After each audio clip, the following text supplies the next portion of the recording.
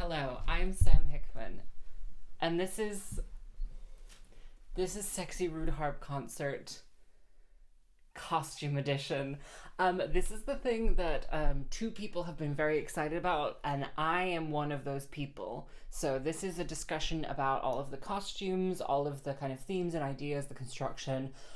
Why they were the way they were, the story I was trying to tell through the costumes, and then also just a look at like the different references, the different themes, and how they all came together.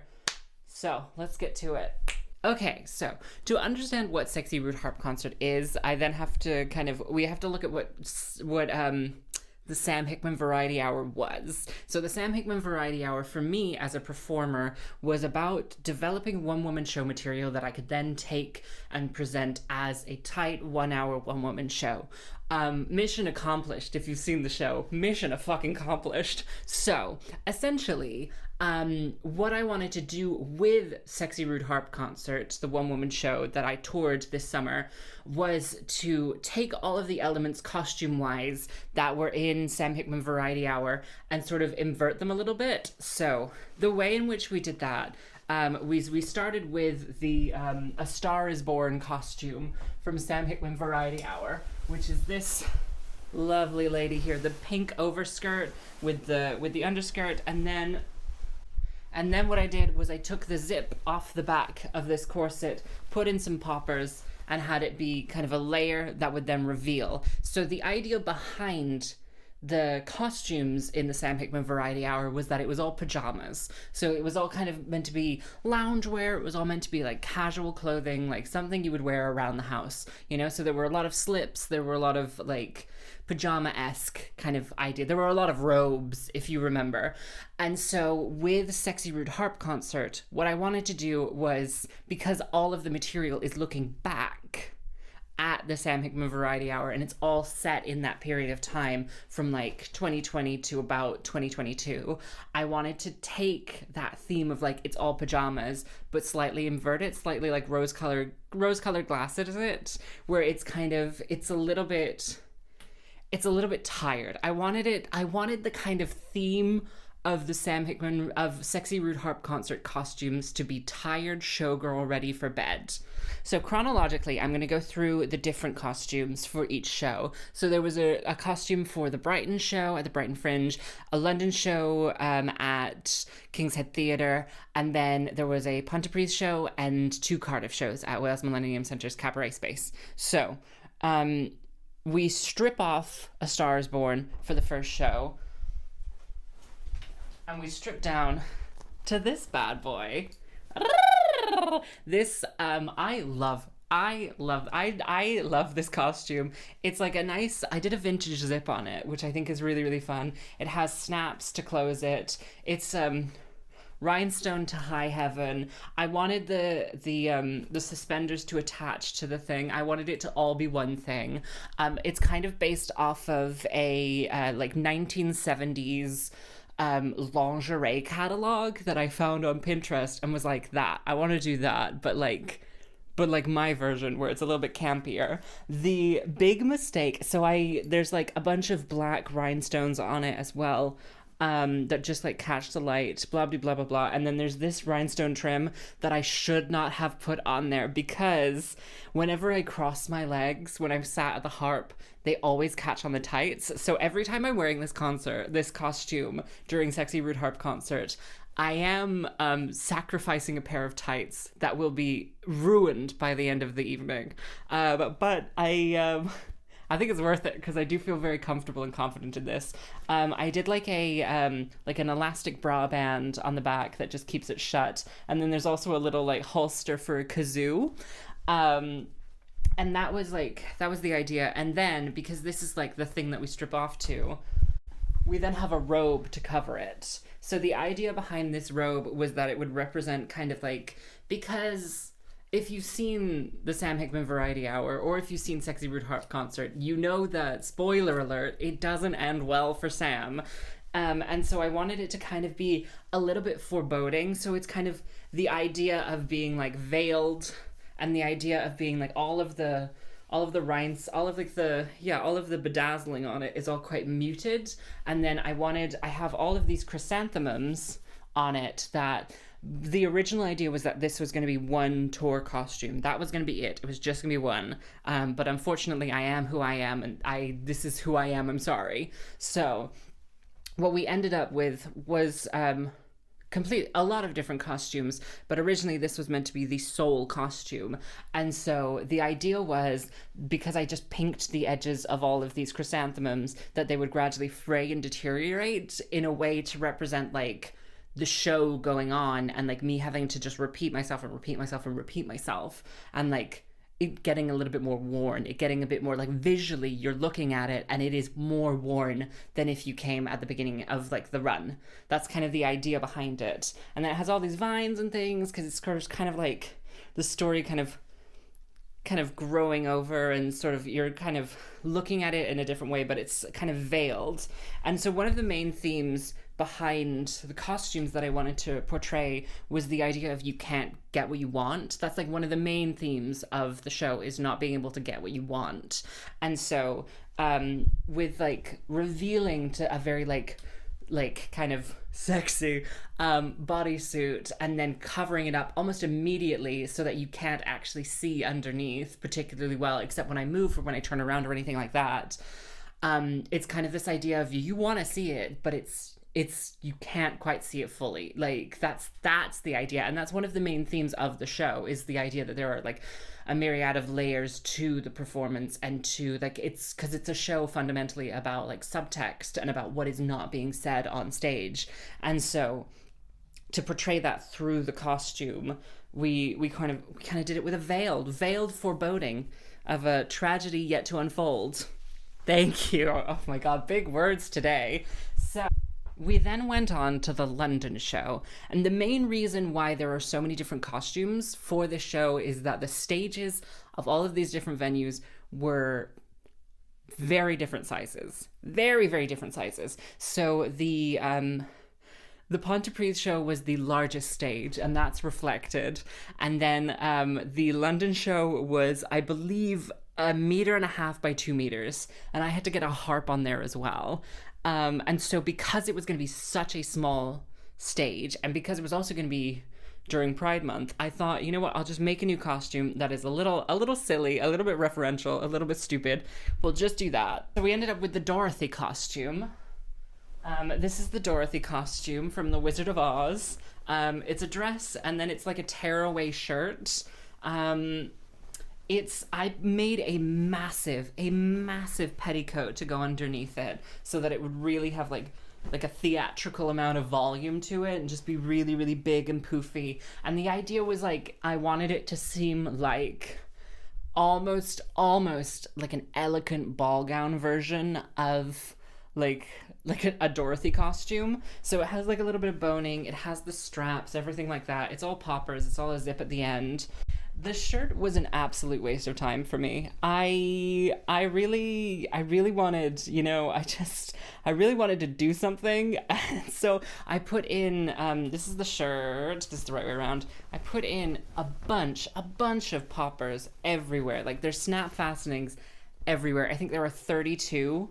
Like there's 16 in total, I think, snap fastenings. I think I used a large packet of them. And so the side seams and the back snap off. I only needed to do the back, but I didn't have bric-a-brac. I didn't have the trim that they have in The Wizard of Oz, so I just used more of the like diamante like rhinestone trim thing that I already had. So that was good. And then this was a bed sheet, and the petticoat was a different version of that. Oh, and there was a pair of socks that I bought, and then was like, I'm not gonna faff around with socks just for the sake of like keeping it quick and keeping it simple. I'm not gonna faff around with socks. The origin of why it was a Dorothy costume is these shoes. So these were £5 from the cancer research on Newport Road, and I painted the bottoms with just some glitter paint and some nail varnish. And I kind of bought it before I even booked in the London show, and I was like, I am definitely going to do a show during Pride Month, and it's going to be a Dorothy costume. And then Sexy Rude Harp Concert London was like, there you go. There you go. So I kind of knew that I wanted these shoes, and I knew that I wanted to do a Dorothy look, and then I knew that it had to take off because like in the plot of the show, we're going back in time, we're revealing a little bit more, we're peeling off a layer, and so we wanted to put it back into the world of Sexy Rude Harp Concert. Like we wanted to put it back into like lingerie sleepwear, and so the red outfit was born. I love this outfit. Okay, so this is the hat.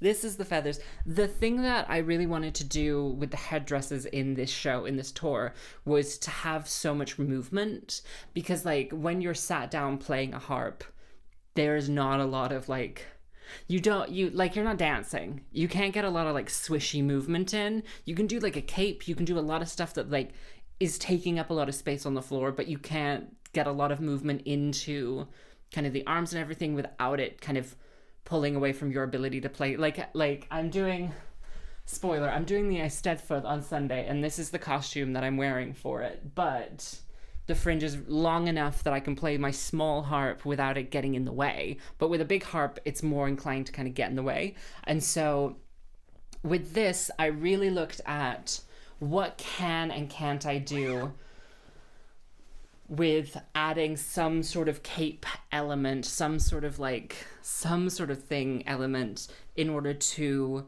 kind of have that extra bit of movement while also being able to do my job, to play the harp, and like not have it kind of sitting on the soundboard or draping or falling over it as I'm trying to get up.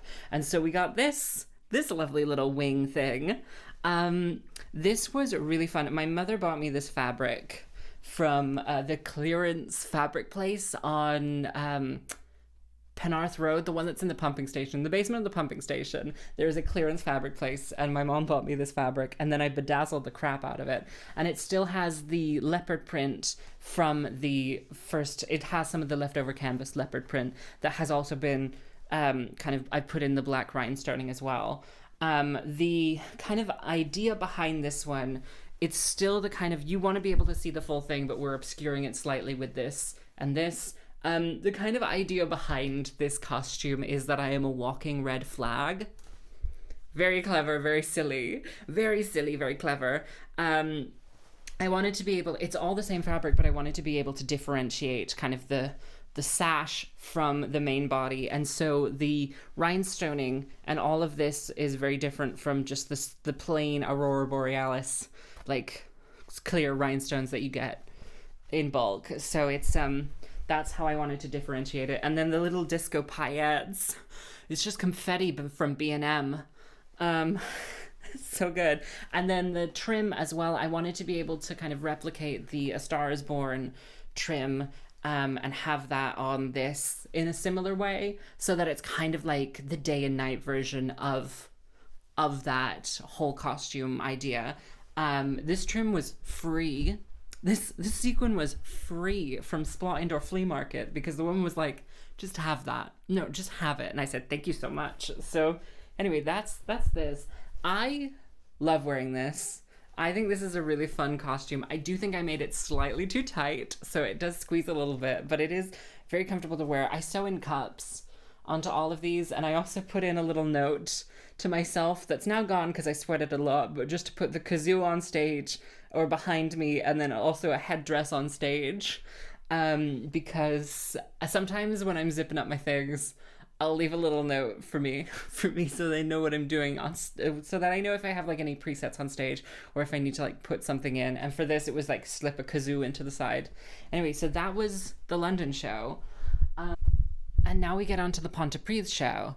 So the Pontypridd show was the big version of the show. It was also the biggest stage. I think it was like 4 meters by 8 meters, which going from like maybe a meter square to perform in to basically a village hall was quite an adventure. I loved it. You can tell like on all the videos filmed. We had a lovely videographer for the Pontypridd show. Shout out to Alastair Gray for filming that. Thank you so much. But what I wanted to do was essentially try and take up as much space as I could on the thing while also keeping to all of the themes and all of the like house code of Sexy Rude Harp concert costumes. And so the only thing I made for this show was, of course, this massive cape. It's veil. Can you get it? It's a theme. This massive robe that has a veil, because I thought it would be really fun to bring the kind of idea of like a foreboding veil, but also like a little bit bridal. It's a little bit silly. It's a little bit camp, a little bit. And then this was going to have a lot more sequin trim on it, but there was a mix up at the post office or something happened, and I don't want to talk about it, but essentially we only had a little bit of a sequin trim on this, which, not the end of the world, but this is huge. This is massive. I had to cut it out in another location because it is too big for my house. And then I also took the straps, the little ties from the Sam Hickman Variety Hour 2 purple slip dress jacket thing, bolero-y thing, and I put them as little ties for the front of this. And then I rhinestoned all of the edges. Yeah, this was like just meant to be a fun thing that took up a lot of space, but also had the kind of same theme of being like veiled, a little bit covered, a little bit like you can't always get what you want, and what you want to see is see the dress. Unfortunately, in this one, you did see the dress because this was boiling hot. This bad boy. I have already talked about this before because this is the slip dress from Sam Hickman Variety Hour. This is the purple slip dress that I wore for the second act opening. If you remember correctly, for those of you who are diehard, I don't know who the hell is like, I know that dress. This is that dress. Why did I wear it and not make a new costume?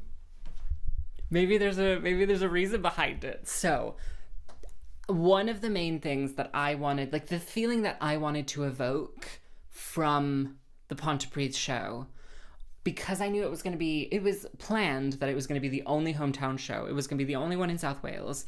And it was just going to be like, just 90 minutes of me, and it's all material, and it's everything that like nothing particularly like new and exciting. It was just going to be things like hometown audience that had already seen the show, basically in parts, but all together as one piece.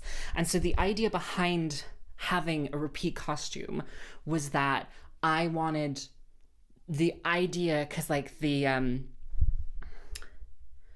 wanted the audience to be expecting something fantastic. Like, it's the biggest stage, it's like the hometown one, it's gonna be like the rowdiest, the most excited bunch, like it's gonna be the big show with the big stage and the nice venue. And so I wanted people to be like, oh, what is she gonna wear? Like what is she gonna turn out, you know? Is it gonna be like big? And I wanted people to experience the feeling of seeing me come out, take off the robe, and be like, oh, I've seen this dress. Oh, I've seen this show. And like everything about the work is good, excellent, some would even say. Everything about the show itself is very like, it's a tight show, it's a well done show. Like, you know, it's been through years at this point of development and everything like that. And so we're finally putting on the show, and I want people to think back to when they saw it at the Sherman Theatre and think, oh, it was good to go then. Like 2 years ago, the show was ready, and she has had to sit and wait for 2 years to do the show as one complete package.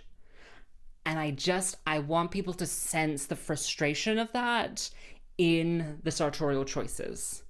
Isn't that fun? Isn't that clever? Also, this is like the most comfortable thing I've ever worn on stage, and it's really nice. And I sewed in little like cups so it sits nicely, and I don't have to worry about anything. It's fantastic. I love this dress. As well as wearing the same dress again, the shoes were a large part of the costuming decision for the entire tour. These are from Dune via eBay. I think they were £6 or something silly. They are the most comfortable pair of shoes I've ever worn on stage. I'm thinking about buying a second pair so that I have a second pair when these are like worn out. I did a terrible job painting the soles. Maybe I'll do that again. Maybe I won't. But they're just like, they're a nice, like, mid-heel with a good toe for playing. And they're just like very comfortable and they stay on. And they're just fantastic shoes. And I love them so much. They're just, yeah, so I wanted there to be more kind of leopard print elements throughout all of the costumes, and there are, so that I could potentially swap out different shoes for different costumes, essentially. So it's more like a capsule wardrobe of a show, if that makes any sense. And then we get on to the last costume. So for the Pontypridd show, there is the classic beginning, the Star is Born down to the striptease for the blue costume, and then there's an interval, and then we did the purple robe and all of the material for like the act 2 and 3 of Sexy Rude Harp concert. And then in act 4 in the epilogue of Sexy Rude Harp concert at Pontypridd, I wanted to wear something that was very like concerty, and to get another wear out of this fucking gorgeous dress. Okay, so this is not, I didn't make this. This is from a brand called Marceline, and it is silk with a viscose lining. It's so fantastic. It's like bias cut. It does weigh a full kilogram. So I wore this for my Christmas show, for my Christmas party, and my back hurt for like 2 days afterwards because it is so heavy. But essentially, I wanted to do like a, what would Sam Hickman wear if she was a serious musician who had to wear concert black? And so like this is the answer, babe. This is the answer. Something that is absolutely incredible. Something that is gorgeous front and back. Something that is like just so over the top, but also incredibly understated and silly. And this dress was £7. £7 from an Oxfam in the Lake District. And I bought it maybe a year ago. Yeah, about a year ago. But yeah, this was so... I had to do a quick change in it. I'll play the quick change now. Just trying to rip this thing on and rip that thing off was a journey for me, but I do think it is the fastest quick change I have ever done. And then we did the epilogue for Sexy Rude Harp concert. Special mention to the disco ball.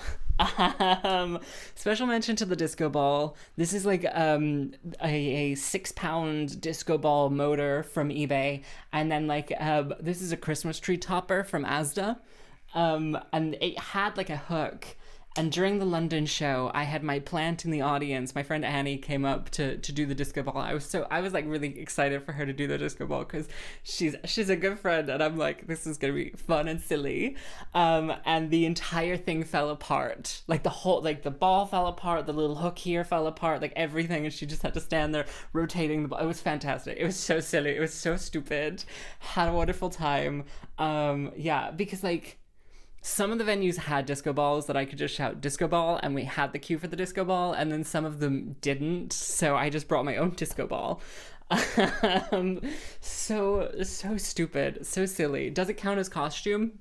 I mean, it's prop, so, you know, it's in this video. You're welcome.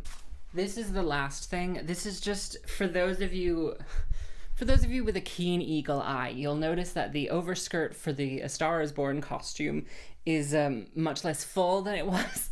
This is absolutely for no one. I took out the petticoat from the opening costume because it was too big. Like, because transporting it wise, for the original Cardiff show in February 2023, I had to essentially put it in a bin bag, take it to the venue, take it out of the bin bag, shake it out a little bit, and it was like its own separate entity traveling. And so for Sexy Rude Harp concert, I wanted to be able to just take everything in one go and just have it be like able to loop onto the harp, wheeled into a venue. Essentially, that was it. And so I took out this. I'm going to share something with you. I was hemming a man's trousers in my sewing room the other day. That's my love language. My love language is hemming trousers. And he turned to me and he was like, can you put that on but with nothing underneath it? And I was very flattered, but also it's quite rough tulle, so I said no. And also it doesn't have a proper closing. Mostly it doesn't have a proper closing, otherwise your friend would have been getting laid in this for some reason. But anyway, that's the end of this video. Thank you so much for watching and enjoying Sexy Rude Harp concert. We will be coming back in the autumn for the second leg of the tour, so keep your eyes peeled for that. I have been Sam Hickman. Thank you so much for watching this incredibly silly video. It's like I'm a sexy Halloween ghost. So goodbye, and thank you. Thank you for coming. Thank you for showing up and telling your friends and just everything, you know? Tour is over. I've been toured. Thank you to Rhian Dixon for taking photos of the Cardiff show. Thank you to Alastair Gray for taking video of the Pontypridd show. Anyway, thank you so much. Goodbye.